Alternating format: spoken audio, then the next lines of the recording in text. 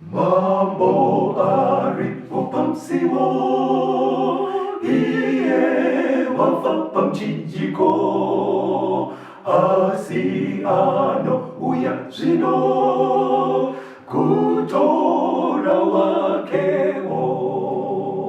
Pamsiwo,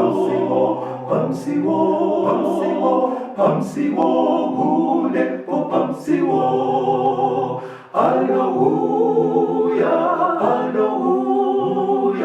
une ari pamsiwo. Zviwoneso zvekuuya,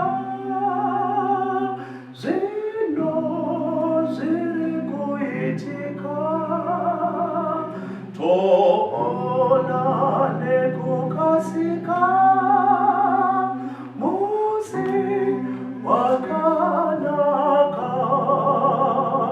Pamsiwo,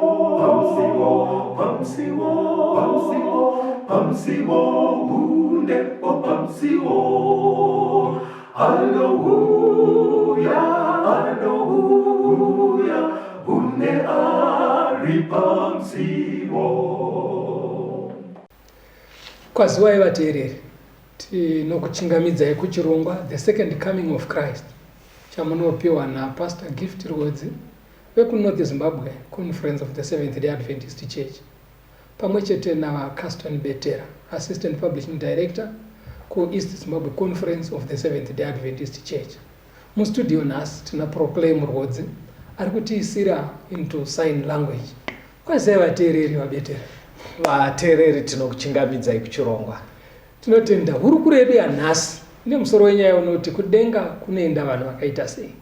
Tiri kutaura nenyaya The Second Coming, kudzoka kwaJesu ari kuuya kuzotora vanhu kuenda navo kudenga. Saka toda kuti zvitijekere kuti vanhu vachatorwa kuenda kudenga vanhu vanenge vakaita sei.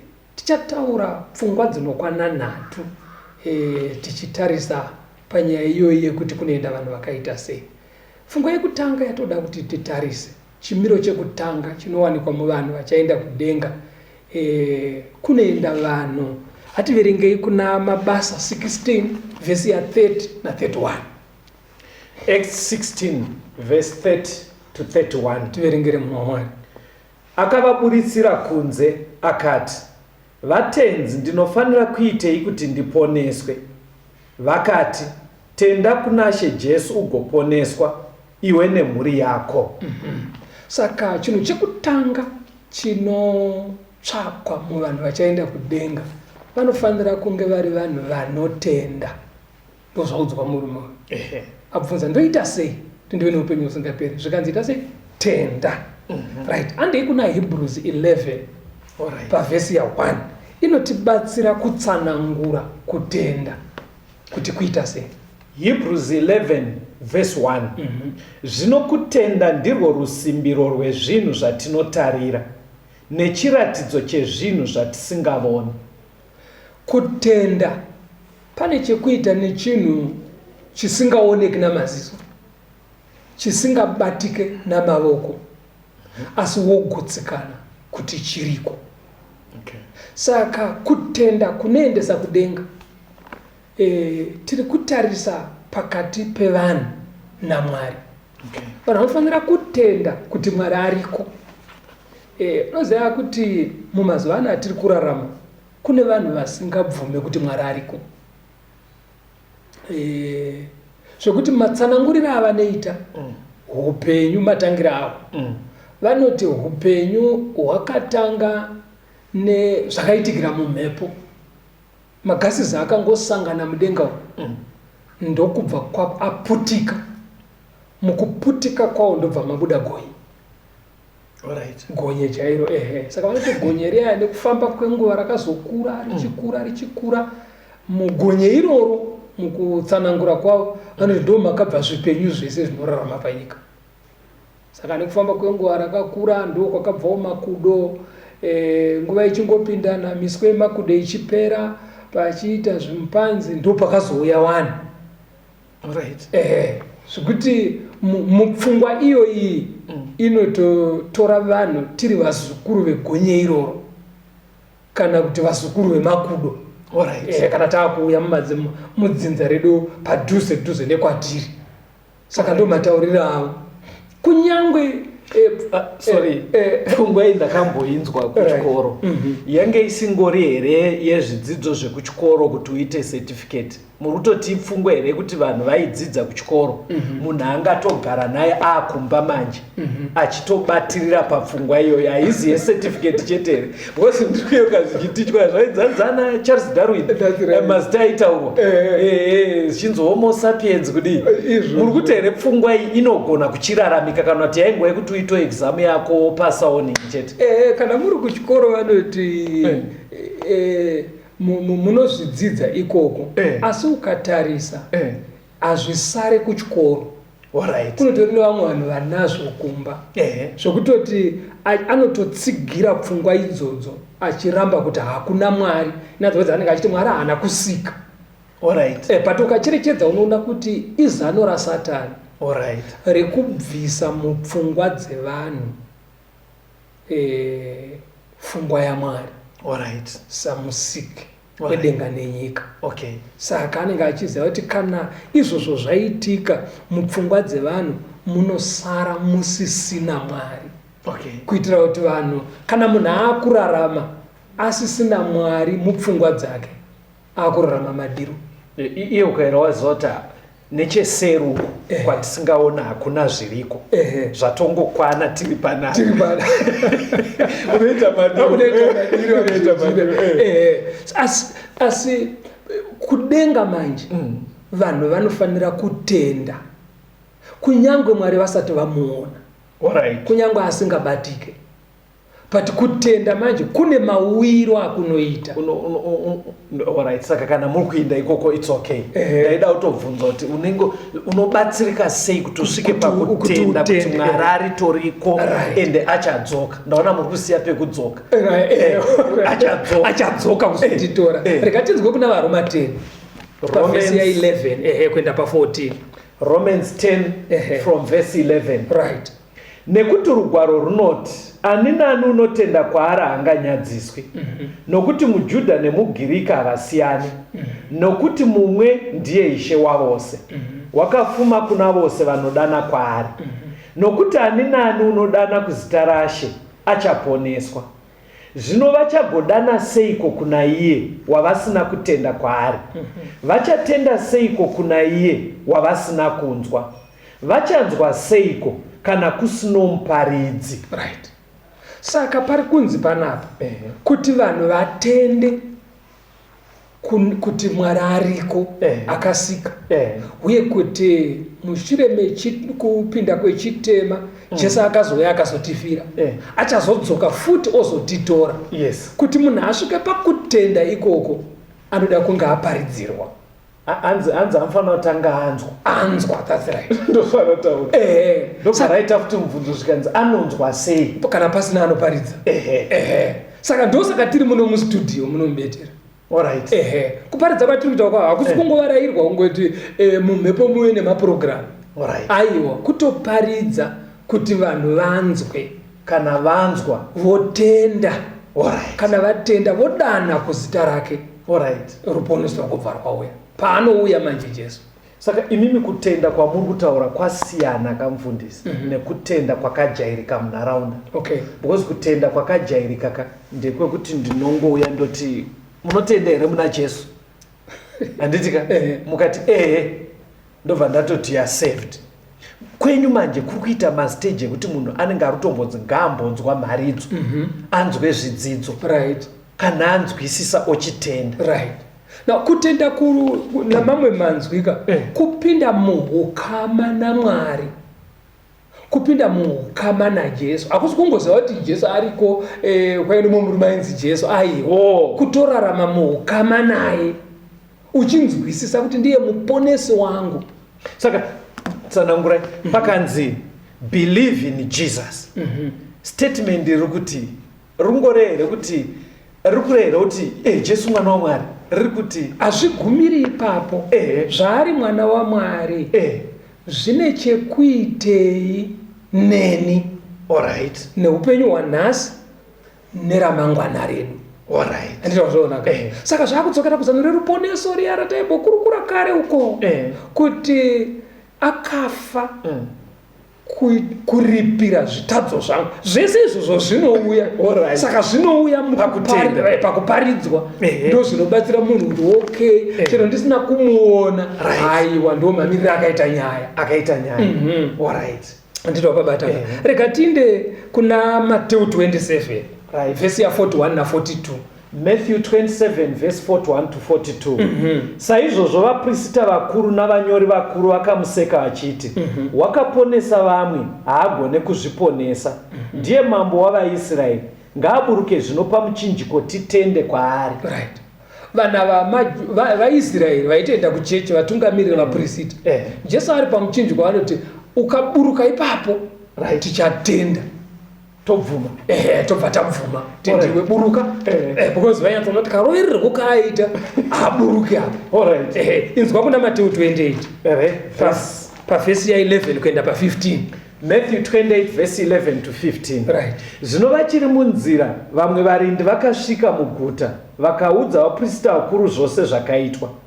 Vakati vaungana navakuru vakarangana vakapa varwi mari zhinji vachiti, taurai muchiti vadzidzi vake vakauya usiku vakamuba isu tivete. Kana zvikanzikwa nomubati tichamutendesa, imi murege kusundirwa mhosva. Zvino akatora mari vakaita sezvavakadzidziswa. Shoko iri rikaparidzirwa pakati pevaJudha kusvikira zuva ranhasi. Unaona Jesu amuka. Pakamuka Jesu vanhu vakatanga kuona kuti amuka. Masoja akanga asingaende kuchechi vakava vatori pabasa vakachengeta paguva. Vaona achimuka nezvese zvakaitika vakamhanya kuvatungamiriri vekuchechi ndokwa vakatanga kunopa ripoti. Zvikanzi murume uya amuka zvafamba zvakadai. Vaya vaiti Jesu buruka tigotenda havana kutenda amuka because Jesu akamira haana kuburuka pamuchinjikwa akamira kusvika afa avigwa after the third day ndo paakazomuka. Mukuteere saka waive mukana manje wekuti vachinyatsotenda kamanje kuti atozoita zvinopfuura kuburuka pamuchinjikwa. But ivo manje havana kutenda vakatora mari ndobva vabraiba masoja zvikanzi musafambe muchitaura zvamuri kutaura zvokuti amuka endai muti abiwa takakotsira chero zvichiurayisa kubasa kwenyu tichakubatsirai tinonobraiba futi vakuru venyu zvekuti havazokupi mhosva. Vanhu vavasina kutanga musi uyo ka kuzvinyaya iyoyo ende kuna John unzwe 12 John 12 uverenge pavhesi ya 9 kuenda pa11 unzwe zvavakamboita futi pane imwe nguva. John 12 verse 9 to 11. Zvino vanhu vazhinji vavaJudha vakanzwa kuti uripo vakauya asi havana kuuya nekuda kwaJesu bedzi asi kuti vaonewo Razaro wakanga amutswa kuvakafa. Asi vaprista vakuru vakarangana kuti vauraye naRazarowo nekuti nekuda kwake vaJudha vazhinji vakanga vachibva kwavari vachitenda kuna Jesu. Razaro uya akamutswa naJesu muguva ka vanhu vakatanga kuti Razaro amutswa vanhu vachiuya zvobva zvaita kuti vanhu vatende muna Jesu. Saka vaprista vakuru vaya ndobva vati tikasiya Razaro ari mupenyu ievidence dzesimba remurume uyu. Saka ngatidistroye evidence iyi kuti vanhu vasatende mari. Andivazvaonaka ndo zvavakabraibhira masoja. Kunyange vaiboti buruka tigotenda ivo pamwoyo pavo vakazvimisira kusada kutenda. Saka unoona kuti nyaya yekutenda iyi Betera nemi vateereri munhu anotenda kana iye ari kuda kutenda. Munhu asingadi kutenda chero akaona umbowo hwakaita sei hunobatsira kuti atende anongoramba akaoma. Saka pastor ipapo ndapanzwa pari kuita kunge kakundityisa ndepekuti iwo havo varamba kutenda but vakutoenderera mberi kuti vameke sure kuti vari kuda kutenda vacho futi vatadze kuuya. Because hanzi vangaona kuti vanhu vari kuenda kuna Jesu and the reason hanzi vaienda nekuti pana Razaro. Saka vanga kuti Razaro wacho ngaafe futi kuti vanhu vasaendeko but zvaipe imi maramba kaenyu ani mazvona vakuda kudzimaidza futi vari kuenda. Saka uchaona kuti chero munguva ino yatiri kurarama kune vanhu vekuti iye haana hanya nevhangeri haadi futi kuti vamwe vawane mukana wekugadzirisa ukama waona Mwari. Tinombozviona kana mudzinhamo kana vanhu vachiita umbo ari kwekore mainino akazoti uyu MC akati time rega ataure shungu dzake ndokuchema ikoko. Saka vanhu vanoita kana 6 hours pachitaurwa ari kwekore tiri kumombe panosumuka muparidzi kuti aparidzi time vachiti gaga. Saka zvimwe zvese zviri kudunurirwa. Saka kune vanhu vekuti iye haanei nezvechechi ende haadi kuti vamwe vazvinzwe. Saka zvakagara zvakadaro. But pane chimwe chinhu chiripo futi pamusoro penyaya ukaenda kuna Luka 16 pavhesi ya 31. Luke 16 verse 31. Right. Akati kwaari, kana usinganzwi Mozisi navaprofita, kana vasinganzwe Mozisi nevaprofita, havangatendeswe kunyangwe mumwe akamuka kuvakafa. Saka uyu pamufananidzo womupfumi naRazaro anoti chitumai Razaro kubva kuvakafa. Anoudza mabrothers angu akasara kuti sorry muri kumhanya ingoudzai vanhu kuti waive mufananidzo that's right waRazaro nemupfumi. Asi mumufananidzo uyu mune pfungwa yekuti vapenyu vakasara ngavayeverwe vazive zvekuita muupenyu hunohu vachigadzirira ramangwana. Asi pfungwa iri kubuda apa ndeyekuti vakasateerera vaparidzi vavainavo chero pakamuka munhu kubva kuvashakabvu havambonotendeuka. Saka zviri kuburitswa panapa ndezvekuti munhu kana akazvimisira kuramba chero evidence yese iripo chero akamuka mangwanani miti yakamira nemashizha midzi iri mudenga anongoramba. Inoziva kuti zvinokonzereswa nei? Ukaverenga vakorinde vekutanga 1 chapter 1 verse 22 kuenda pa24. 1 Vakorinde 1 verse 22. 1 Vakorinde 1 verse 22. Right. Iri kutiyo panapa. Nekuti vaJudha vanokumbira zviratidzo. Right. NevaGriki vanotsvaka uchenjeri. Asi isu tinoparidza Kristu akaroverwa pamuchinjiko, chigumbuso kuvaJudha neupenzi kuvahedheni. Asi kune vakadanwa, vaJudha nevaGriki, Kristu isimba raMwari neuchenjeri hwaMwari. Handiti uri kuona panapa kune vamwe vari kutoramba kugashira izvo zvatiri kudzidzisa tiri muno mustudio iri. Unoziva kuti vanozvirambirei? Vanenge vachiti kudii? Vamwe vari kutsvaga mamirakoro ekutoti tite tiri muno. Saka kana pasina mamirakoro hazvinei navo. Saka miracle rinenge richinzi ridii? Ndo zviri appealing kwavari because vanoda zvinobatika zvinovabatsira ipapo. Sekuti here zvinezvi tiri munomu ndingadai ndakutoti ndiri kuona Gibson wakateerera iye zvino. Right. Akaona ndadaro kushopera kuya zvaita ipapo handiti vazviona then vanhu vanobva vati nguva iya yakwana. Saka kana pasina zviratidzo vamwe vanodhisimisa nyaya dziripo. Koitawo vamwe vanoti zvinofanira kuve nelogic, agone kuona kuti scientifically zviri kumeka sense here paari. Saka ndosaka zvichinzi zvaJesu zvinobva zvaita upenzi kwaari zvakareruka. Saka vanhu kuti vanzwise kuti zvine chekuita neupenyu husingapere hazvizoklike kwavari. Ndakabata. Saka mukati mekurarama zvakagara zvakadaro kune vanhu vaingoramba Jesu chero evidence dziripo. Handiti vazviona because pamwe pavo vane zvavanenge vakasunga. But handifunge kuti kune vateereri vagara vari kufamba nechirongwa chino kungaite munhu ane pfungwa dzakadaro dzekuti pamwe makatomirira kuti tichaita imwe miracle muno mustudio.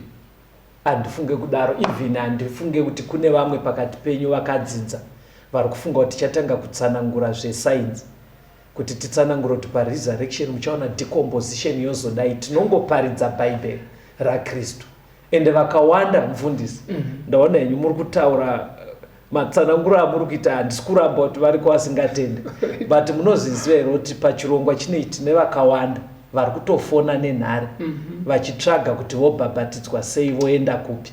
Saka vanhu vari kutenda mufundisi, vana vaMwari, Mwari akuitirei zvakanaka. Iye zvino tichambonzwa kambo touya toenderera nechidzidzo. Apo Jesu anouya kugashira wake, vanhu vake vakanaka vanodikanwa, senyenyedzi kudenga, vese vachapenya, vachagara naJesu wake kumusha. Vachaunganidza vana veumambo wake, vateveri vakanaka vanodikanwa, senyenyedzi kudenga, vese vachapenya, vachagara naJesu wake kumusha.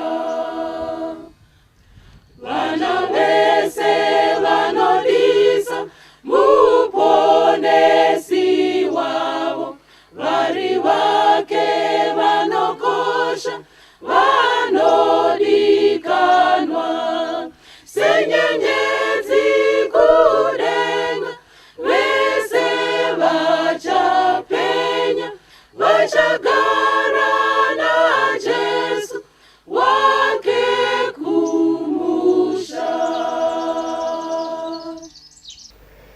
Tinomuchingamidzai vateereri, tiri kuenderera mberi nehurukuro yedu, kudenga kuchaenda vanhu vakaita sei. Taona kuti chekutanga chinotarisirwa kune vachaenda kudenga, anzi munhu anofanira kutenda. Kutenda kuti Mwari ariko, akasika, kutenda muna Jesu saishe namuponesi, kuzvipira kwaari nekurarama muukama naye. Handei pane chechipiri chinofanira kuwanikwa kune vanhu vari kugadzirira kuzoenda kudenga. Mabasa chapter 2 verse ya 37 na 38. Acts of the Apostles 2 verse 37 and 38. Zvino vakati vachinzwa izvozvo vakabayiwa pamwoyo, vakati kuna Petro nekune vamwe vaapostoli, varume hama tichaiteiko? Petro akati kwavari, tendeukai mumwe nemumwe wenyu abhabhatidzwe nezita raJesu, kuti mukanganwirwe zvivi, mupiwe chipiwa chemweya mutsvene. Panapa vanhu vanzwa shoko musi wePentecosta, vaparidzirwa, vabayiwa, vadzamirwa neshoko riya riya. Vanobva vabvunza, toita sei shoko tarinzwa? Peter anobva ati, tendeukai mumwe nemumwe wenyu, repentance, mobhabhatidzwa kuti muregererwe zvakaipa, mozopiwa mweya mutsvene anokubatsirai kurarama chiKristu. Now pane imwe pfungwa iye kudai papapa tisati tabva kubetera, yekunzi pari kunzi tendeukai mumwe nemumwe, individual. That's right. Vamwe vari kuti kana vhangeri varinzwa kavakagarisana semhuri, unzwa baba wavo kuti ndiuchichi kwamunofanira kuendawo.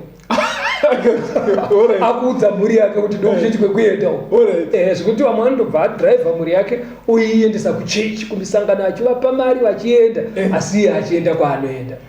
Ati Bhaibheri riri kuti tendeukai mumwe, everyone azviitire pake, baba pavo, amai pavo. Hapana anoponeswa ndamhuri yake inonamata, umwe nemumwe. Saka chinodiwa kutendeuka, right? Then kana munhu atendeuka obhabhatidzwa. Kukune vanetsika mufundisi yekuti avarambe shoko parinoparidzwa. Mukatosvika unonzwa, vanangu, pana angarambe zvaMwari, aiwa taurai vanangu, munotogara nawo 30 minutes, matodzidzonzwa, aiwa mufamba zvakanaka, ane nazvo zvaitika, but ane kakungotya kuti zvine kunzi ndezvaMwari Mwari, saka handingabva ndanzikonzi shuwa ndakadzinga vanhu vaida kusvikondinamatira, but kutendeuka chaiko hapana. Avapo panyaya aiwa, havaverengwe pane vachaenda. Kungoziva hako kuti kune zvaMwari, but havasati vapinda muregister vachatorwa kuenda. Ane pana mabasa 8 verse 35. Mabasa 8 35. Ipapo Filipo akashamisa muromo wake akatanga parugwaro urwo akamuparidzira Jesu.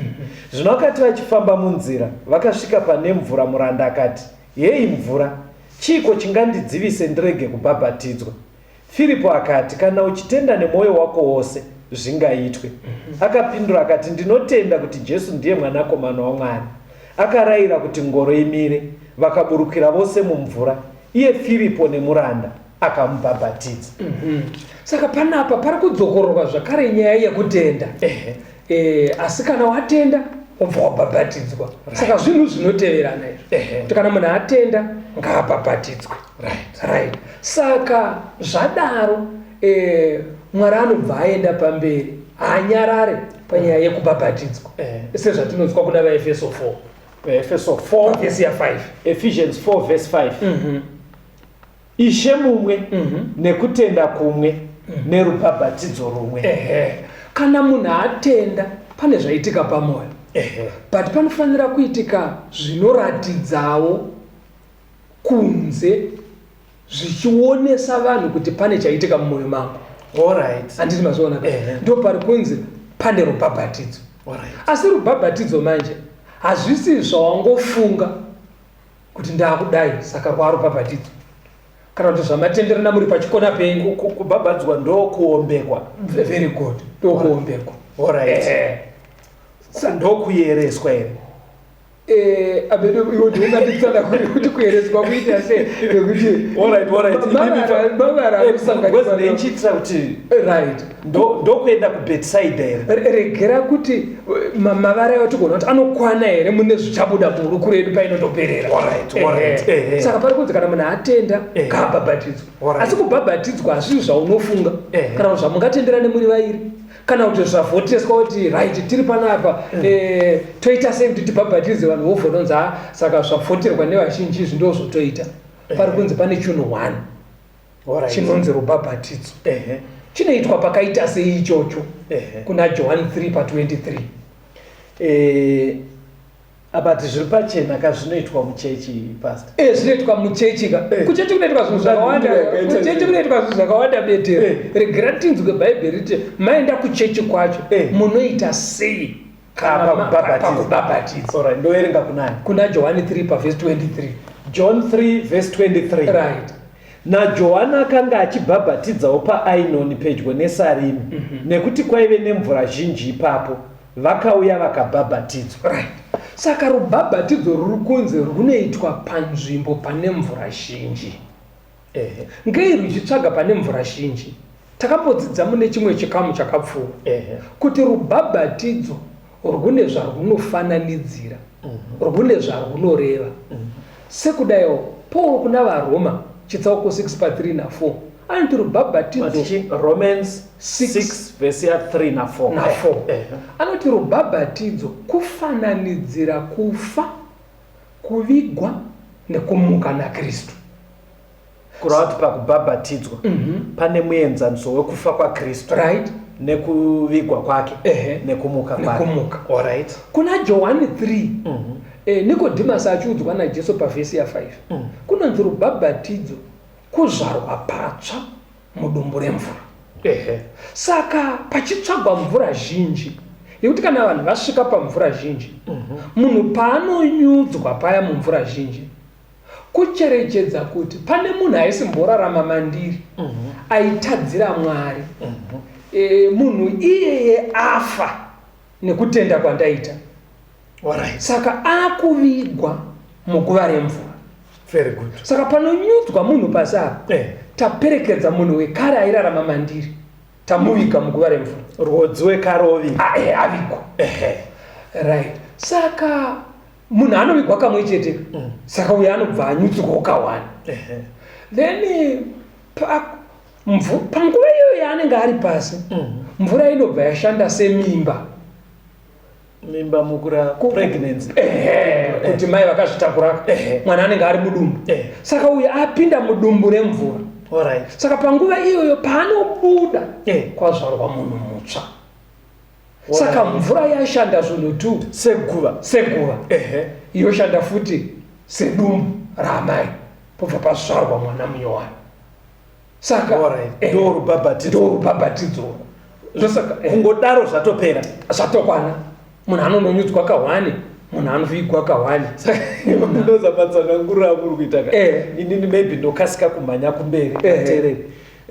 because ndiri kutaura semunhu ane background yekutoziva zvinoitika nezvinoitika kwakawanda marubhabhatidzo aya kuti kuna vamwe vanonyika mumvura katatu vamwe vanonyika ka7 saka nematsanangura ari kuita mufundisi zviri kunobuda kunge zvinonzi kakaita ka7 unenge uri kuita makuva 7 kuiga munhu wani ka7 zvoita futi unge uri kumubara ka7 saka pari kubva paita zvasiyana neenzaniso yacho iri kubva yaramba saka zvajeka panapa kuti vanoenda kudenga kana vatenda ngavabhabhatidzwa. Kubhabhatidzwa kwacho kuenda kumvura zhinji munhu wonyutswa kawanda, but tine dambudziko pakati pevanonamata muranda wacho inzwawo 1 vakorinde 1 Corinthians 1 verse 11 kuenda pa13. 1 Corinthians 1 verse 11 kusvika pa13. Right. Nokuti ndakaudzwa pamusoro penyu hama dzangu nevari vekwaKroe kuti kune gakava pakati penyu. Zvandinoreva ndizvo kuti mumwe nemumwe wenyu unoti ini ndiri waPauro, ini ndiri waApolo, ini ndiri waKefasi, ini waKristu. Ko Kristu wakaparadzaniswa here? Ko Pauro wakaroverwa pamuchinjiko nekuda kwenyu here? Ko makabhabhatidzwa muzita raPauro here? Dambudziko manje warinzwa Betera pakati pevatendi. Hanzi umwe ndakaudzwa naKroe ndipo rakudaro kuti umwe ari kuti ini ndiri waApolos, umwe oti ndiri waPaul, umwe oti ndiri waKefasi, umwe oti ndiri waKristu. Saka ndo exactly zvatinosangana nazvo mumatende. Mukamati imimi munhu ngaatende vese otende, moti munhu ngaabhabhatidzwe. Munodzidza manje mabhabhatidziro unoona asiyana. Mudzidza kuti bhaibheri riri kutendei pamvura zhinji munhu anyutswe ka1 vanhu vanenge vakudaidza mazita emachechi. Indiri wechechi yakakati vateereri zviri kutsanangura mufundisi vari kuti zvimwe zvidzidzo especially zvatiri kutoita pano vazhinji venyu muri kutonyatsoziona ndo zviri kutaura bhaibheri ende munyatsoti ichi ndo chokwadi Mwari akukomborerei ende muri kubva matotenda vamwe kuburikidza nenhare dzatiri kuwana nemafoni nemameseji ari kutoratidza kuti vamwe vari kubva vatobva kutsika dzekare vachibatsirwa nesimba raMwari. But bhaibheri riri kubva rati kune vachaenda kudenga stage inodiwa masvika stage yamaveya bhabhatidzwai. Saka ipapo vanhu hanzi namufundisi ndo pari kubva patanga nyaya manje kuti bhaibheri tarinzwa zvarataura kwanzi imimi vateereri muri kubva machitanga kutaura nyaya dzemachechi manje muri kubva masendamisa bhaibheri parutivi muchitotanga kuti aiwa kaisusu kuchechi kwedu tinodai. Pfungwa iyo iri kuzobvepi vateereri? Kumwe kwese kuri right panongosvika parubhabhatidzo muri kubva manovhika munotanga kutaura mazita emachechi. Taura yenyu. Saka ndo dambudziko ratiri kusangana naro iroro. But chinodiwa manje chekuti ukaona zviri kurayirwa nemutungamiriri wechechi zvapesana nezvinorayirwa naJesu. Unoziva kuti kudenga hakuzi kwemachechi, kudenga hakuzi kwevatungamiriri. Hakuna mutungamiriri wechechi achamhanya nechikombe achitakura vanhu kuenda navo kudenga. Vanhu vachatosvikotorwa naJesu. Saka ukaona zvinotaurwa nemutungamiriri wechechi zvapesana nezvinotaurwa naJesu, pakutodiwa sarudzo kumutendi. Unofanira kuzvimisira kuteera Jesu ndiye ane kudenga. Handiti vazvionaka? Saka ndo zvazvinoita. Saka hatidi kuti vanhu vamire utore comfort muzita rechechi. Tora comfort mune zviri kurayirwa naJesu, woita sezvaari kuda, tozogadzirira kuzotorwa naye. Achasikotora vanhu mati ndiJesu. NdiJesu Kristu mwanakomana waMwari. Sorry mundisi. Makuriro angu ndo anoita kuti nditaure tumwe tunhu twakadai. Muchitoona taamustudio mufundisi takabva kwakawanda. Zvakatojeka zveshuwa ndiye achauya. But ndainzwa pari kunyengeterwa pachitonzi imimi vakapiwa negore jena ibvai masvitsa pana Petro ane kii dzekudenga. Kana Petro mataura naye ngaasvitse pana Michael naGabriel vasvitse pachigaro chababa pane ndaza yevana vacheche vakakomberedza. Andimukona road yake yekuenda yakadzimara kunosvika kudenga mukutsaura kwaitwa nyaya pasina Jesu. Saka pamangotaura kuti hakuna nekombi sorry, saka ndambokuisai parutivi kuti saka nyaya saka muri kuti imimi alright, conclude iparubhabhatidza muri kuti mfundi. Now regati conclude tiri pana Peter wakutanga 3 verse 21. Alright, verse 21 iri kutiyo naiwo mufananidzo werubhabhatidzo runokuponesai zvino rusingareve kubviswa kwetsvina yenyama asi kutsvaga hana yakanaka kuna Mwari nekumuka kwaJesu Kristu. Rubhabhatidzo uri kunzi mufananidzo. Hakusi kunogeza hayo, asi zvine zvazviri kufananidzira. Alright. Asi mukufananidzira kwedu zvakarayirwa naMwari. Mukatarisa muchapter yacho iyi Peter ari kutaura anobva pamuenzaniso wezvakaitika panguva yaNoa, kuti maponeserwo akaitwa Noa nemhuri yake vakatera zvakazvarayirwa naMwari, because mvura yaakuda kuuya yemurove, Mwari anoti kuna Noa vaka ark.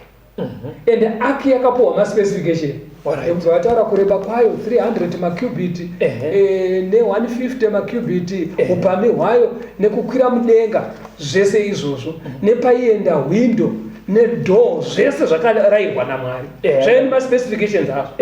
Achibva atoudzwa nemuti wekushandisa wainzi mugoferi, ndobva anzi nama nenamo mukati nekunze. Mwari aiziva simba remvura yaaizonaisa nemhepo yaizovhuvhuta padutu iroro. Saka akamupa maspecifications aizokwana vaifanira kupinda nezvaifanira kupinda nekusimba kwayo. Saka chakaponesa Noa kuteerera zvakarayira Mwari. Saka rubhabhatidzo futi rune maspecifications. Kuteerera kwake kuya ndokwaakachizonoratidza nekugadzira areka. Alright. Saka rubhabhatidzo futika Mwari akatonyatsokudoma nekuti ita so kana muchibhabhatidza pamvura zhinji munhu unonyudzwa kawanda. Saka hazvisi nyaya yemachechi, haisi nyaya yekuti sekuru wangu akazoti takambotamira kwakati, inyaya yekuti Mwari ari kuti kudii kana watenda bhabhatidzwa. Unobhabhatidzwa sei exactly kana wadaro. Pamurutaura pastor, ndiri kuzviisa mupfungwa dzevateereri vedu. Kana ndikukudzwai zvakanaka mukuramba muchitsipidza kuti kuteerera Mwari but kuteerera Mwari kuchakonzera kuti vateereri vedu vamwe vanogona kukaruka akusiya chinamato chaingari oenda uko. Saka ichiita kunge iri kunooma manje. Handiri mapaona vanhu vanogona kuva kutozviona kuti zveshuwa zviri kutaurwa izvi ndezvizvi. Panonoita dambudziko nemunhu manje ndepekuti saka vhangeri riri kureva here kuti ndinofanira kutombochinja pandiri. Unoziva saka havagoni kutibvunza but ivo vari kutozvidzwa. Vamwe vanongaita kuti saka varume havada kuti tisiye macheche edere. Andikuona mibvunzo iyoyo manje ndoyandi kuti panobatsirika sei. Unoziva kuti kana vhangeri rauya rine mukundo wakadaro munhu haungamudze kuti chinja chechi, asi mukurarama pane zvidzidzo zvimwe zveminongedzo yatinoona yekuti vamwe vanhu vakagara mumisha mavakagara more than 70 years vari munharaunda. 70 years pane patita ana sekuru nevazukuru, pane ndo kune makuva yavanhu tori nekwavanoviga vanhu. Pakauya nyaya yemaresettlement, vanhu vakasiya makuva vachienda kuminda mirefu. Ngei? Vainotsvaga ndimo panevhu rinobhadhara. Handiti mazviona? Vakasiyire misha yemakore nemakore. Munhu pakunamata bedzi munhu ndo paanoti handingasiye ndochechi yandakasiyiwa navarume vangu iwe. Asi shirikadzi dziri kutama dzichienda kuminda mirefu but pakunamata ndo kwakafira varume vangu ikoko. Obva atoti hazvigoneke kuite kuti ndisiye makuva emurume wacho waari kutaura kuti handisiye nekuda kwaJesu akasiya, ndobva aenda kunorima kuminda mirefu. But ukachimuti nyaya iyi Jesu ari kuti pabva panetsa. Saka ipapo iri kunongosiyira munhu. Saka ngatingokusiyira yakadaro vateereri. Mukutsanangura kuri kuita mufundisi vari kuti vachaenda kudenga chekutanga anofanira kuva ari munhu atenda muzano raMwari rakazadziswa kuburikidza muna Jesu, nezvaanotitira nhasi, nezvaakatitira, nezvaachatitira paachauya. Kuzadzisa kutenda ikoko next stage munhu anofana kubhabhatidzwa individual, anoita decision iyoyo. Mabhabhatidziro acho asiri ekuti titi kereke yakati inodai, ari mabhabhatidziro emubhaibheri. Ndofunga ndo pamambosvika. Saka atirambei takateerera vateereri, iye zvino tichambonzwa chimbo touya toenderera mberi nechidzidzo.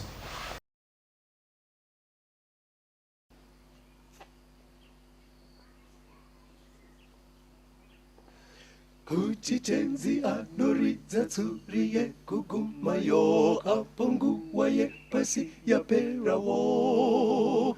Kuti wakanaka wese vanounganidzwapo, mazita anodaidzwa ndiripo.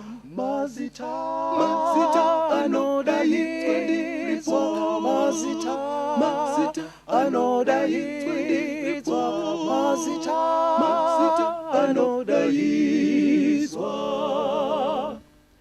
anodaizwa kudenga ndiripo. Pamusiwo wanomuka wakafa kuna Kristu, wanowona mbiri huru yakewo. Apo wasarudzwi wanosangana kumushako, mazita anodaidzwa ndiripo. Mazita anodaidzwa ndiripo. Mazita anodaidzwa ndiripo. Mazita anodaizwa kudenga ndiripo.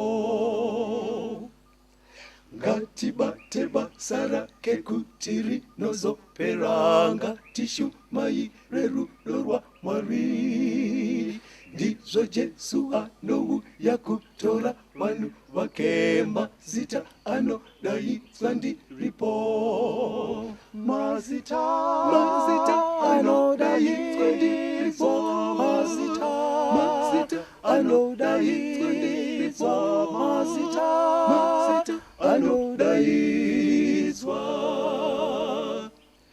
anodaizwa kudenga ndiripo. Mazita anodaidzwa ndiripo. Mazita anodaidzwa ndiripo. Mazita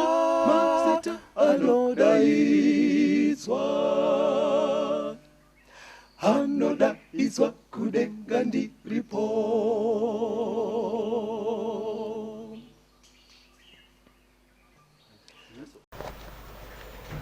Tinomuchingamidzai vateereri, tiri kuenderera mberi muhurukuro yedu, vanhu vachaenda kudenga kunoenda vanhu vakaita sei. Regai tipinde tinonzwa kuna John chapter 15 pavhesi ya 10. Tinzwe chimwe chimiso chechitatu pahurukuro yedu yanhasi. John 15 vhesi ya 10. Right. Kana muchichengeta murayiro yangu, muchagara murudo rwangu, seni ndaichengeta mirayiro yababa wangu, ndichigara murudo rwavo. Jesu ari kuti vana vaMwari vanofanira kugara murudo rwaMwari, kurarama muhukama naMwari. Nekuti kune kutaurika kungoti kana uchingoda Mwari zvato right, kana uchingoda Mwari zvato right. Jesu ari kuti kurarama mukudanana naMwari, kurarama uchichengeta mitemo yake. Inini ndaichengeta mitemo yababa wangu, ndichigara murudo rwavo. Ndivakabataka pane rimwe jaya rakasvika kuna Jesu rikamubvunza kuna Mateo 19 vhesi ya 16 na 17. Matthew 19 verse 16 na 17. Right. Tarira mumwe munhu akauya kwaari akati, mudzidzisi wakanaka, ndingaite chinhu chakanaka chipi kuti ndive neupenyu husingaperi? Akati kwaari, unondibvunzirei pamusoro pezvakanaka? Uripo mumwe akanaka, asi kana uchida kupinda paupenyu, chengeta mirayiro. Right. Saka Jesu ari kutsanangurira jaya iri, anoti kana uchida upenyu husingaperi, chengeta mirayiro. Yes. Tanzwa kwekutanga kwenyaya yedu kuri kuti munhu anofanira kutenda. Ndizvozvo. Kana atenda oratidza zvaitika mumwoyo make nekubhabhatidzwa. Kana abhabhatidzwa haadzokere kuupenyu hwaairarama kare asati atenda. Chachisikwa chitsvaka ichi. Alright. Akufanira kurarama achichengeta mitemo yaMwari. Okay. Atinazvo ndokurarama muhukama naMwari, ndokurarama murudo rwaMwari. Saka mitemo hatiirase kana munhu atenda. Mitemo yacho inotsanangurwa nekutambanudzwa zvakasiyana siyana. Tinongobata mienzaniso mishoma shoma yekuti mitemo yacho inochengetwa sei. Efeso 4 vhesi ya 25 kuenda ku31. Ephesians chapter 4 verse 25 to 31. Naizvozvo bvisai nhema mutaure zvokwadi mumwe nemumwe kunewe kwake, nekuti tiri mitezo mumwe wemumwe. Tsamwai musingatadze, zuva ngarirege kuvira muchakatsamwa. Musapa dhiabhurosi nzvimbo. Wakaba ngaarege kubazva, asi zviri nani kuti atambudzike, abate nemaoko ake basa rakanaka, kuti ave nechaangapa vanoshayiwa. Mumuromo menyu murege kubuda shoko rakaora, asi rakanaka, ringasimbise pakafanira, rivigire nyasha avo vanonzwa.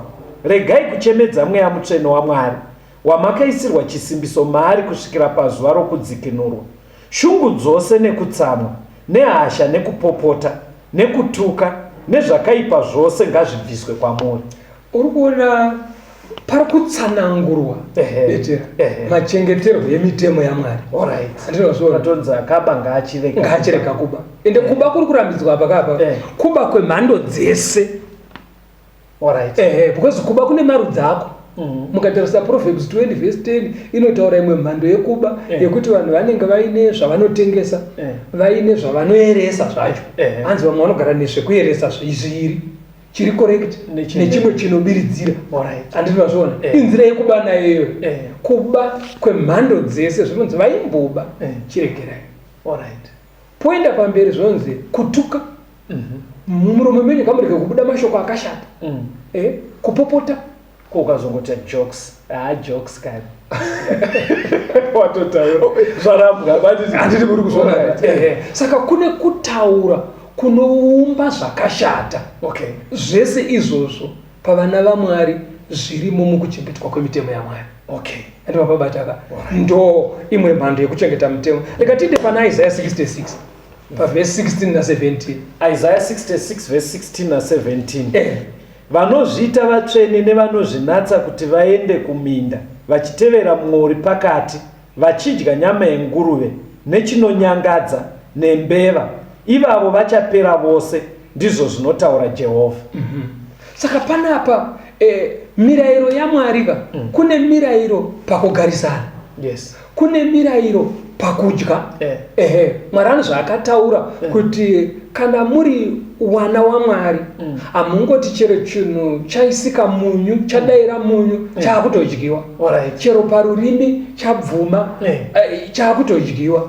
Pane zvaakarayira kuti saka muritoona vamwe vanhu vachavhiringana naMwari vanodya mbewa nenguruve. Izvi dzidzo zvakambobatwa muhurukuro dzakapfuura. Saka mukuchengeta kwedu mirayiro yaMwari tinofanira kuchengeta yekugarisana, yekurega upombwe, yekurega kuba, yekurega kutukana, yekutsamwirana. Tobva ipapo tofanira zvakare Mwari anofanira kuti asvika mukicheni, asvika mumba yekudyira, afare nemadyiro atiri kuita, afare nezviri kubikwa. Izvi manje izvi kunogona kuti kune mwe muteereri ndo zvandaitoita kare. Ini ndakaita hondo chayo kuti ndibvume kuteerera mitemo yezvekudya iyi. Ndaitobhesa kuti murayiro wakauya naMozisi, nyasha naKristu. Mukatodzwa ndadaro kwaitozva kuti hamuchandigoni. Ndaedza kuona kuti zvese zvimutemo izvi zvakaroyerwa pamuchinjiko. Ndo here pfungwa yangu kuti iwo Jesu aingaburuka kubva kudenga kuuya kuzofira kuti vanhu chidya imbeva. Ayo, kare ndo zvandaitoora. But zvakazondijekera kuti zveshuwa atingati Kristu abve kudenga. Oita makore ese achirerwa kari kasvava kuti angoswoti idya imbeva. Otherwise daida udarangwana unzvanzira ari kudenga. Ungodedza kuti chidya imbeva zvatopera atika. Tiri pana Isaiah 66 ipapo. Pavhesi ya 22 na 23. Nekuti denga idzva nenyika itsva zvandichaita, sezvazvichagara zviripo pamberi pangu, saizvozvo rudzi rwako nezita rako zvichagara zviripo, ndizvo zvinotaura Jehovha.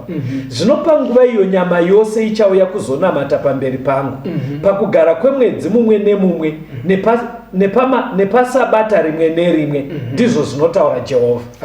Panapa panotaurwa zvakare kuti vachaponeswa vachaenda kudenga. Kwakudenga nemupasi idzva vachachengeta futi sabata. iri takaridzidza nechimwe chezvikamu chakapfuura kuti sabata kuna Exodus 20 rinotonzi izuva rechi7 pavhiki. Bhaibheri rikatiburitsira pachena kuti izuva rekuti Friday nderekugadzirira kupinda musabata. Sabata rinenge richiri kumberi. Sunday yonzi sabata yakanga yatopfuura. Saka sabata raMwari remubhaibheri izuva riri pakati peFriday neSunday sekudzidza kwatakaita. And fortunately panongoone zuva 1. Nhasi rakatumidzwa haro zita rekuti Saturday, asi ndo zuva 1 rechi7 revhiki kana muchiteera cycle yevhiki. Saka vana vaMwari pakumunamata vanofanira kuchengetawo sabata raMwari. But unoona kuti vanhu munzvimbo dzavagerewo vanochengeta chisi chamambo wenyika iyoyo. Kwedu chisi chekwedu kuhedza kwachief Svosve Friday. Anditi wazvoona atiende umunda. Ukaenda kune dzimwe nzvimbo vanoita chisi chavo Thursday, vamwe vanoita rimwe zuva.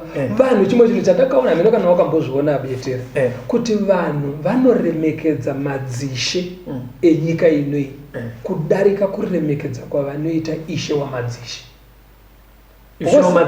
Mwari manje ane chisi chake paplanet Earth, anoti ndo zuva rechi7. Vanhu vanogona kurizvidza iroro, asi kana kwakuuya kuchisi chaishe wemudunhu mavagere vanochichengeta vachichieresa nekutonoripota asiri kuita handiti wazvaonaka. Saka Mwari saishe wamadzishe kune vari kumunamata vari kugadzirira kuzoenda kudenga anovatarisira kuchengetawo futi chisi chake paplanet Earth. Mubvunzo wandairamba ndinawo kare pandaita zvidzidzo izvi wandisina kupindurwa asi ndakatozongodecida kuti nganditendeuke. Ndairamba ndine mubvunzo wongoti saka vada kureva here bedzi kuti vanochengeta sabata ndo achaenda kudenga, saka vada kurati vamwe vanhu vese ava Mwari achavarasa. Noza ndakadzimara kutozotendawo pasina anyatsondipindura. Vaparidzi vazhinji vanoisangana vaingoti izvi ndo zviri kutaura Mwari. Wezi ndini ndaitsvaga kuti ndaita kunge ndoda kuvarwisanisa nevanhu. Ndaisabvunza nchiti saka ndo zvinoda Mwari here. Ndairamba nchibvunza nchiti saka muda kurati vamwe vese ava Mwari achavarasa vese ava. Muona mabvunzira. Iyo ukanzi zviri kudiwa kwamuri kuenda uko kauko uya nebirth certificate, hombe uye nechitupa chako chesimbi, wouya nemacertificate ako e-O level, ndo zviri kutonzi uya nazvo. Zvekuti paunosvika uye anenge achitika vari kupinda anototi masiya birth certificate hombe kokaenda nekadiki ipapa minoti unopinda here manje. Alright, iye ada kuona hombe, ada kungoona hombe. Saka kuna mwanzi achende munotora hombe nogona kutodzoka vamwe vapedza maenda. Saka ini mubvunzo wandaita kare mai ndokuti saka vari kungoda vane mabhethi mahombe chete, saka vari kufunga kuti vane madiki ese toita sei chero vakawanda. But Mwari ari kungoti vanhu vanofanira kuita izvi. Hatiendei pamberi. 1 Vakorinde 7 vhesi ya 2 tiri kungotarisa mirayiro yacho nekusiyana kwayakaita. Asi nokuda kweupombwe murume mumwe nemumwe ngave nemukadzi wake, nemukadzi mumwe nemumwe ngave nemurume wake. Panapa Bhaibheri rinyatsisa pachena. Panyaya dzekuroorana murume anofanira kuita mukadzi 1, nemukadzi anofanira kuita murume 1. But murayiro iwoyo kana maakusvika pauri vakadzi ndo vari kuwanzomanikidzwa kuita murume 1. Varume voita vakadzi vakawanda, varume voita 2, vamwe vachiita 3, vamwe vanenge vachingoti hazvinoenda nesimba rekufidha mhuri yake. But panapa Mwari haasi kutaura zvekufidha vanhu panapa, because mukadzi paanoroorwa kakumusha kwavo vanenge vachitodya. Haasi kuuya kumba kwemunhu kuzoskodya ayo, ari kuuya murelationship. Saka Mwari ari kuti pakuroorana murume 1 mukadzi 1. Ndakunzwa ikuti kumadzimai hakuna dambudziko zitereki. Ko kana kumadzimai kwacho kuine Mwari totanga kuti amuzive kuti madzimai takawanda, muda kuti roorwe nani? Izvozvo munhu ndaanobvunza Mwari, iwo hauwande pamurume. Iwo ungori 1 uri kungoda wako 1. Saka kana tichida pamberi manje vakadzi ndo vanenge vachinzi ngaite murume 1, varume vachifamba nekuchiva kwenyama. Inzwa kuna Malakai 2 vhesi 13 kuenda pa15. Munoitawo izvozvi, munofukidza atari yaJehovha nemisodzi nekuchema nekugomera. Naizvozvo haacharangarire chipiriso kana kuchigamuchira nemufaro pakati pemaoko enyu. kunyange zvakadaro munoti nemhaka yeiko? Nekuti Jehovha wakanga ari chapupu pakati pako nemukadzi woujaya hwako wawakanyengera, kunyange ari shamwari yako nemukadzi wako wawakaita sungano yako naye. Ko haana kuita mumwe chete kunyange akanga ano mumwe mweya wakasara here? Zvino wakaitirei mumwe chete? Wakatsvaka rudzi rwaMwari. Saka chenjererai mweya yenyu kurege kuva nomumwe unonyengera mukadzi woujaya hwake. Anzi panyaya yekuroora naye mukadzokera pekutanga Mwari achigadzirira Adhamu mukadzi achiumba mhuri yekutanga, anzi Mwari akamugadzirira mukadzi wani, kwete nekuti anga aneta akati tozozviona panguva inoti aiwa mweya wokusika wanga usina kupera, wanga uchiripo. Aitoona kuti mukadzi wani is enough kumurume wani, anotokwana iye. Ndozvaakaita kuna Adhamu. Saka anzi varume manje uri kuti waroora mukadzi womunyengera, unomutorera futi umwe zvekuti chero vakadzi vanoenda kuchechi vanotoenda nekugomera nekuchema, because hakuna munhu anoda kusheya umwe munhu pamarelationships. Pane godo riripo. Saka vakadzi vazhinji vanokuvadzwa neshanje, vanochemedzwa misodzi vachiuya pakusonamata. Unoziva kuti ngei vanhu vachiita izvozvo varume? Enda kuna Mateo 19 vhesi ya 3 verse 7 na 8. 3, 7 na 8. VaFarisi vakauyawo kwaari vachimuudza vakati, ko munhu anotenderwa kurasha mukadzi wake nemhaka ipi neipi here? Verse 7. Vakati kwaari, Mozisi wakagorereiko kuti murume amupe rugwaro rwekumuramba agomurasha? Akati kwavari, nekuda kwoukukutu hwemwoyo yenyu Mozisi wakakutenderai kurasha vakadzi venyu, asi kubva pakutanga zvakanga zvisina kudaro. Saka uri kuona chiri kuitika panapa, vakomana vari kuti imimi muri kutirambidza kuramba wakadzi wedu kana usiya wakadzi wedu. But Mozisi wana akati kana usingachagutsikane naye unomudivhosa umupa certificate. Zvikanzi chakaita kuti Mozisi adaro kuoma kwemwoyo yenyu imimi. Asi pakutanga zvakanga zvisina kudaro. Saka pfungwa yemarriage hamuende kunotora pane vakaita mistake. Vari kuteera ukukutu hwemwoyo kuti David akaita vakadzi vakawanda wani, Abraham akaita vakadzi vakawanda wani. Hamuende pane akaita mistake kuti mukirasi medu muri kungondipopotera yekuti tatadza but mukoma kasitoni vakatadza wani nedziwe. Aiwa, hatikope vakatadza. Munodzokera pane zviri correct. Pane zviri correct ndezvekuti murume 1 nemudzimai wayo 1. Ndo pfungwa yaMwari pamarriage. Saka nyaya yekuti uri murume 1 uite madzimai, iyoyo yabuda muzano raMwari. Madzimai iri muukukutu hwemwoyo nekuchiva kwenyama, haisi mupfungwa yaMwari. Nditi mazvaona pakajeka. Saka mukupendera nyaya yedu unoziva kuti mimwe amwe mameseji ari kuuya ukazitonoziva mwaitaura kuti muri kuticha wakomana, chechi yenyu inoticha, asi inini ndina mai nini wangu inini vanopinda chechi yenyu asi waroi. Kuzwa munhu achidaro unonzwa ana aitaura kuti kuticha munoticha wakomana, but inini sekuru wangu wakabhabhatidzwa inini asi wakaita wana newakadzi wewana. Inini pana akatonditi aiwa Mwari akukomborere pane chidzidzo chandaendaitisa. Zvikanzi asi mimi kuchechi kwenyu munoti here ndimunotendera here mayuthi enyu kudanana nevarume vevanhu? Ari kutotaura kuti waticha zviri correct mayuthi enyu hasi right. Mudzimai aitotaura kudai. Saka ndakatokurumidza kuona kuti anenge aitova nebundu pamwoyo sekunge kumuyuthi wekuchechi kwandinoenda anenge aidanana nemurume wamai angu. Saka izvozvo zvinoitika. Ndosaka uchinzwa Paul kuna vaRoma 2 achiti kune pavhesi ya 23 na 24 tichaiverenge unonzwa achiti kune vamwe vari kutoshoresa Mwari ivo vachienda kuchechi nekuda kweunhu hwavo, because vanoenda havo kuchechi asi havachengete mitemo yaMwari.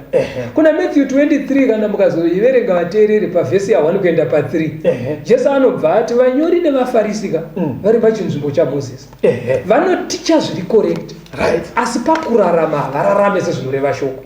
Saka imi minzwai zvavanoticha, moteedzera zvavanoticha, but musavakope pakurarama. Saka pakurarama ngatikopei zvakanaka. Unoziva kuti vanhu vanodaro zvavoka, but unoziva kuti imo mukurarama chaiko vanhu vazhinji vaunoona vakafunda kukunda maticha akavaticha. Hapana kuti ndogumira paform 4 pakagumira ticha wangu Alright. Kana zviri zvekunyika ukoka zvepano pasi vanoda kupfuura maticha. Kana zvazvekudenga manje unzwa kuti imi mapasta ka iva exemplary. Alright. Kudenga hadi kuenda ndapasta akundikana. But kana achita zvedzidzo anoda kusvika kucollege, anoda kukunda ticha akamuticha form 2 akagumira A level, asi adaenda kucollege. Kuchechi muri kuti mufundisi paagumira ndopa isusu achada kupfuura ipapo. Alright. Ende vamunoziva kuti mwana opa next door mujura uri pa next ende akatofoira. Kuchikoro kwaakafoirira koka vanodriva kundotsvagira wavo mwana nzvimbo. Kuchikoro kwakafoirira wepa next vanonotsvagira wavo nzvimbo. Asi kuti munhu achienda kuchechi kwakafoirira amaini nevake kana muyouth uya hadi zvane kuti zvekudenga achari. Matsanangurira munoita kuti ngemurikuisa vanhu pakona. Manzwisira andaita mufundisi pava pachidzidzo ichi vachaenda kudenga vanhu vanenge vatenda muzano raMwari nekudzidzisa kuri mubhaibheri. Vanhu ivavo vozvisarudzira kubhabhatidzwa sezvinoreva bhaibheri. Vabuda mudumbu remvura, Mwari achivapa simba vochichengeta mitemo yaMwari yese mukuzara kwayo sekuedza kutsanangura kuri kuita mufundisi. Pazvinenge zvichiitika izvi, Mwari anenge aine ukama nevanhu vakadaro vachigara murudo rwaMwari. Pazopedzisira mufundisi muchitsanangura nyaya yenyu, vari kuti chimwe chinogona kudaro chiri kutokugumbusai vateereri pamuri kutinzwa ingari yekuti nharaunda yamo muri kune vamwe vanhu, nekuti mufundisi pese pavari kupedza vari kubva kuti vane mibvunzo bvunzai muSeventh Day ari padhuze nemi kana vamwe vakadai. Ende zvichienderana nekusiyana kwemachechi edu, kune vamwe vari kunharaunda dzekuti vanoti vanoita zvekunamata vacho havana muenzaniso wakanaka.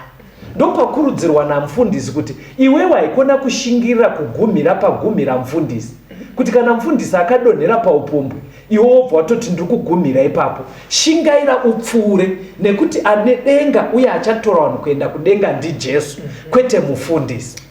Ndoda kuti mupe vanhu mafoni namba. Alright. Mafoni namba chandoda kuti muwapire nhasi. Nyaya yamataura maakunopedza ine pakurwadza pairi kuita. Kuti tinotori nevateereri but ano akadzi wake 2 years zvino. Mumwe ane 3. Ngakurukurike tiri pamhepo kudai.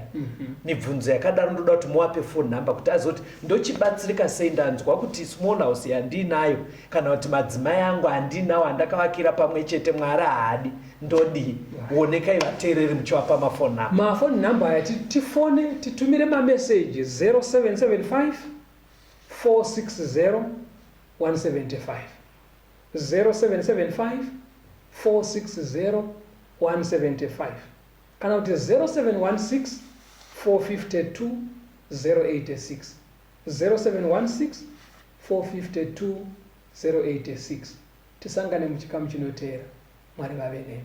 Tenze ndetungamirwe mukati mezviedzo mananda andibata ndimwino dombo ndirwike ndimwimo tungamirwe tenze ndetungamirwe semwana onyaradzwa